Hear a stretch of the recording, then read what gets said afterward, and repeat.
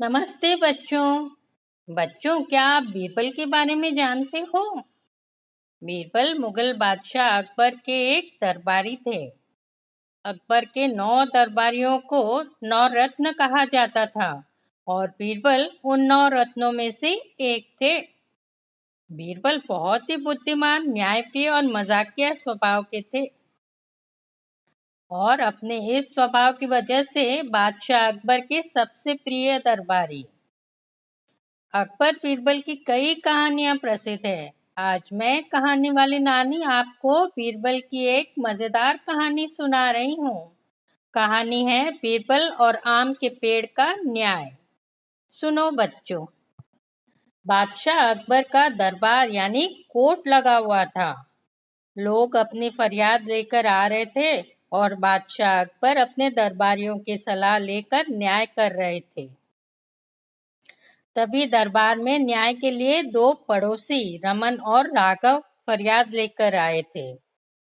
बादशाह अकबर के सामने दोनों हाथ जोड़कर खड़े हो गए। बादशाह अकबर ने पूछा, कहो क्या चाहते हो, क्या समस्या है? अब रमन ने कहना शुरू किया, हुजूर मेरा नाम रमन है और यह मेरा पड़ोसी राघव है। महाराज, हम दोनों के खेत के बीच में एक आम का पेड़ है, आमों से लदा हुआ है। रमन मुझे उस पेड़ से आम नहीं लेने दे रहा है, कहता है यह पेड़ उसका है। हुजूर, इस पेड़ की कई टहनियां मेरे खेत में है। अब आप ही बताइए, मैं क्यों नहीं आम ले सकता हूँ? यह पेड़ मेरा भी है, आप ही न्याय कीजिए। अब बादशाह अकबर ने कहा, ठीक है, मैंने तुम्हारी बात सुन ली है रमन। अब राघव तुम बताओ, इस विषय में तुम्हें क्या कहना है? यह सुन राघव ने कहना शुरू किया, हुजूर, रमन झूठ बोल रहा है, यह पेड़ मेरा है। अब मैंने इसी साल में फल लगे हैं। मैंने इसे 7 साल पहले लगाया था, इसे बराबर पानी दिया और इसकी देखभाल की है और इसी साल इसमें फल लगे हैं। राघव ने कुछ नहीं किया, बस आम लेने आ गया है। हुजूर, इस पेड़ पर उसके आमों पर हक सिर्फ मेरा है। यह पेड़ मेरा है, अब आप ही न्याय कीजिए। यह सुन बादशाह अकबर ने कड़क कर कहा, ठीक है, मैंने तुम दोनों की बातें सुन ली है। तुम में से एक झूठ बोल रहा है। अब सच सच बता दो कि पेड़ असल में किसका है? हाँ, माफी मांग लो, वरना झूठ बोलने वाले को कड़ी सजा मिलेगी। यह सुन दोनों ने कहा, हुजूर, यह पेड़ मेरा है। अब अकबर बादशाह सोचने लगे। उन्होंने दरबारियों से पूछा, दोनों ही पेड़ पर अपना हक जता रहे हैं, आप लोगों को क्या लगता है इस पेड़ का असली मालिक कौन है? कौन झूठ बोल रहा है, कौन सच बोल रहा है? सभी दरबारी चुप रहे। वे एक दूसरे की तरफ देखने लगे। वे निर्णय ही नहीं कर पा रहे थे कि पेड़ का असली मालिक कौन है। उन्होंने रमन राघव से कई सवाल पूछे, पर दोनों अपनी बात पर अड़े रहे कि वे ही पेड़ के असली मालिक हैं। दोनों में से कोई भी यह कबूल नहीं कर रहा था कि वह झूठ बोल रहा है। जब कोई दरबारी कुछ नहीं बता सका, तब बादशाह अकबर ने कहा, क्यों बीरबल, तुम भी चुप हो? क्या इस मामले में कुछ कह सकते हो? क्या सच और झूठ का पता कर सकते हो? बीरबल कुछ देर सोचता रहा, फिर कहा, हुजूर, मुझे एक दिन का समय दीजिए, मैं इस मामले की तह तक जाना चाहता हूँ। हाँ, कल तक असली अपराधी पकड़ में आ जाएगा। फिर बीरबल ने रमन और राघव को दूसरे दिन सुबह दरबार में आने के लिए कहा। थोड़ी देर बाद दरबार बर्खास्त हो गई। सभी अपने अपने घर चले गए।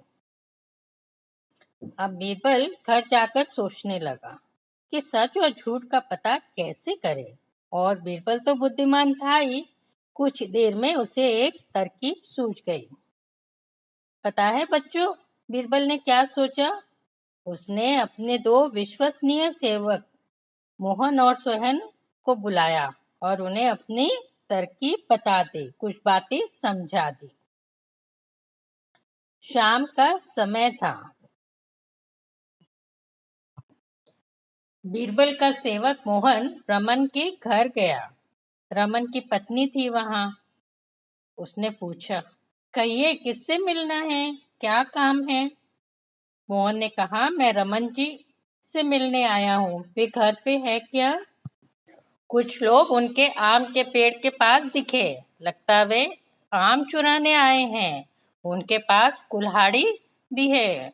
रमन की पत्नी ने कहा, वो तो अभी घर पर नहीं है, पर आने वाले ही होंगे। ठीक है, वो आए तो उन्हें बता देना, मैं चलता हूँ, कहकर मोहन घर के पिछवाड़े में छिप गया। कुछ ही मिनटों में रमन घर आया। रमन की पत्नी ने मोहन ने जो कुछ भी कहा था सारी बात बताई। कहा, आप जाइए, चोर आम चुरा लेंगे। तब रमन ने कहा, अरे छोड़ो, मैं बहुत थक गया हूँ, भूख भी लगी है, जल्दी से खाना परोस दो। चोर आए हैं तो हथियार भी लेकर आए होंगे। अब उसके लिए क्यों मेरी जान खतरे में डालूं? वैसे भी ये पेड़ मेरा तो है नहीं। हाँ, कल जाकर देख लूंगा। मोहन ने यह सारी बात सुनी और बीरबल को जाकर बता दी। इधर सोहन ने भी वही बात राघव की पत्नी को बताई। उस वक्त राघव आ गया था और खाना खाने बैठ रहा था। उसने जब सुना कि कुछ लोग आम चुराने आए हैं, तब वह खाना छोड़कर खड़ा हो गया, एक मजबूत लाठी ली और जाने लगा। यह देख उसकी पत्नी ने कहा, अरे रुको, कहाँ जा रहे हो? खाना तो खा लीजिए, फिर चले जाना। राघव ने कहा, अरे नहीं, खाना तो आकर भी खा लूंगा, आम चले गए तो फिर नहीं मिलेंगे, वे लोग पेड़ को भी नुकसान पहुंचा सकते हैं। नहीं नहीं, मैं नहीं रुक सकता। और वह दौड़ कर जाने लगा। सोहन छिप कर सब कुछ देख रहा था, सुन रहा था, और जाकर उसने बीरबल को सारी बात बताई। और अगले दिन रमन और राघव दरबार में पहुंच गए। अकबर ने बीरबल से कहा, क्या इस समस्या का हल समझ में आया? पता चला तुम्हें कि कौन झूठ बोल रहा है? अब बीरबल ने कहा, हुजूर, पेड़ एक है और फरियादी दो है। ऐसे करते हैं कि आम तुड़वाकर दोनों में बांट देते हैं। हाँ, पेड़ को भी कटवाकर लकड़ियां भी आधी आधी दोनों को दे देते हैं।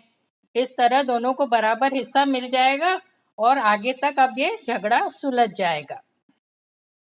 यह सुन रमन के चेहरे पर तो खुशी आ गई। उसने सोचा, वाह, आम के साथ साथ लकड़ियां भी मिल रही है। उसने कहा, ठीक है हुजूर, जैसे आप कहो वैसे ठीक है। पर राघव वह तो दुखी हो गया। उसने कहा, हुजूर, इस पेड़ को मैंने सींचा है, पाला है, पोसा है, इसकी देखभाल की है। यह मेरे लिए मेरे बच्चे जैसा है। आप इसे मत कटवाइए। चाहो तो पूरा का पूरा रमन को दे दीजिए, कम से कम सही सलामत तो रहेगा। मैं तो सिर्फ इस पेड़ को जिंदा देखकर ही खुश हो जाऊंगा। मुझे ना आम चाहिए ना लकड़ियां, पर पेड़ सही सलामत होना चाहिए। अब बीरबल ने कहा, हुजूर, इस आम के पेड़ का मालिक सिर्फ राघव है। रमन झूठ बोल रहा है। और फिर कल रात वाली बातें भी सारी बता दी। अकबर ने गुस्से से कहा, क्यों रमन, बीरबल ठीक कह रहा है ना? तुम्हारा झूठ पकड़ा गया है, अब भी सच सच बता दो। जब राघव ने देखा कि उसका झूठ तो पकड़ा गया, तब उसने सिर झुकाकर कहा, हुजूर, मुझे माफ कर दीजिए, मैं लालच में आ गया था, अंधा हो गया था। सचमुच यह पेड़ राघव का ही है, वही सच कह रहा है। अब रामन खुश हो गया और राघव को 50 सिक्कों का दंड दिया गया और आगे से ऐसा न करने की हिदायत देकर छोड़ दिया गया। अकबर ने बीरबल की पीठ थपथपाई और कहा, वाह बीरबल वाह, सचमुच तुमने तो न्याय कर दिया। और 100 मोहरें बीरबल को दे दी। तो देखा बच्चों, बीरबल ने किस होशियारी से सच और झूठ का पता लगाया और न्याय किया। तो बच्चों, कैसी लगी ये कहानी, बीरबल और आम के पेड़ का न्याय? हाँ, ऐसी और कई मजेदार कहानियां आप मेरे YouTube चैनल पर सुन सकते हो। सब्सक्राइब कर बेल बटन जरूर दबाना ताकि आप मेरी कोई भी कहानी मिस ना करो। अच्छी लगे तो लाइक बटन दबाना और कमेंट्स भी भेज सकते हो। हाँ, आप शेयर बटन पर क्लिक कर कहानी अपने दोस्तों के साथ भी शेयर कर सकते हो। और अगले हफ्ते फिर मिलूंगी एक नई कहानी के साथ। तब तक गुड बाय, टेक केयर।